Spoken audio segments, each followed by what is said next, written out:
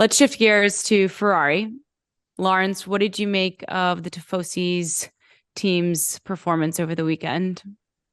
It seemed a lot like more of the same from last year, didn't it? I mean, all the issues that were on display, apart from maybe strategy, which was actually relatively strong, but it was a very straightforward race for them, seemed to be off in that they had a reliability issue. In fact, they had one before the race even started. They changed the energy store on Charles Leclerc's car, which is the battery for the hybrid system. And then he had a problem in the race, which I haven't quite heard what the reason was yet. I'm not sure they've said publicly yet, but there's some rumors that it may also be energy store related. So you've got this this situation where the issue that was holding them back all last year, engine reliability, is there again, plus tire degradation, which was an issue towards the end of last year, certainly in the second half of the season, was there, and that's what cost Carlos Sainz a podium. And arguably would have been very interesting to see if Leclerc had finished the race, how close Fernando would have got, because his tire degradation was fantastic. So, he didn't have it. So it's worrying for Ferrari, but I'm a little bit more positive in that one, reliability issues, you hope they find the cause and they can fix it. You can work on the power units and their reliability over the course of the year. They actually thought they had done a pretty good job of that over the winter. They said they ran all these miles on their test dyno and all the miles in testing, and they didn't have any problems. And then in the race, it happens. And then in terms of the tire degradation, well, Bahrain is one of the toughest, if not the toughest, circuit on the calendar on rear tires, which is where Ferrari was struggling.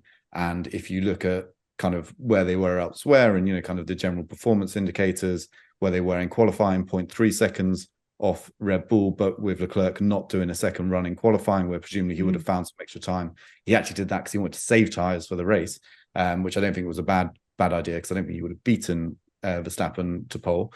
But there are And he had a some great start. and he had a great start, got up to second place, but then obviously lost position to Perez because Perez was able to do the second stint on soft tires, because again, how they look after their tires compared to how the Ferrari was looking after its tires. So there's some worrying signs there, but I kind of feel that on a different track, they'll be closer to Red Bull and potentially ahead of Aston Martin if they're able to make the finish and they don't suffer the tire degradation that's such a big thing in Bahrain. So there's some hope in there, but I think they know as well, going into the season, they wanted to challenge for championships again. They've made that very clear. Fred Vasseur a number of times made it clear that that's the team's objective this year. Well, they don't look like they can do that at the moment. They look like they might challenge for the odd victory, but championships seem a long way away given where Red Bull were. Now, Laurence, you attended a couple of Fred Vasseur's debriefs over the weekend and got to spend some time with them. What was that like, and what were some of your takeaways from him and his new role as team boss at Ferrari? I think he's still being quite careful, certainly in front of the media with what he says. He's quite a different character to Mattia Binotto, who he replaced over the winter. Mattia was very methodical, very serious in talking to the media, whereas Fred likes to crack a joke.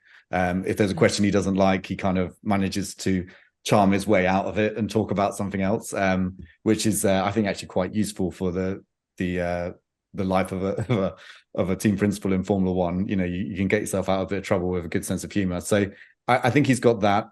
But I do get the impression that he's come in there and he's not afraid to make some changes. We knew going into this race that he made some changes to who was on the pit wall, who was making the final calls on strategy decisions. And he kept saying that, this is not about individuals. This is the problems we have with strategy. We're much more a part of the whole system we have in place, and we're addressing that and changing that. But he also made a big change in that he got rid of Inaki Ueda from the pit wall. So that's that was a big step. And I think that kind of indicates that, they're not where they are right now, where they want to be right now.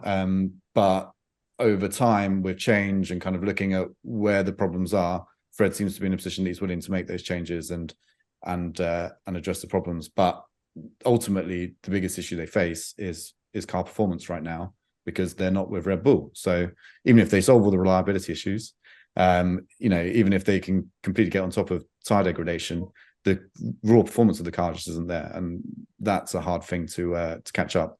Especially as we were talking about earlier, different philosophies of car. Well, Ferrari have a different one again, and if I were to put money on which one has the best long-term prospects, I'd probably go with Red Bull based on what we've seen. Thanks so much for watching ESPN on YouTube. And for more sports highlights and analysis, be sure to download the ESPN app. And for premium content and live streaming, subscribe to ESPN Plus.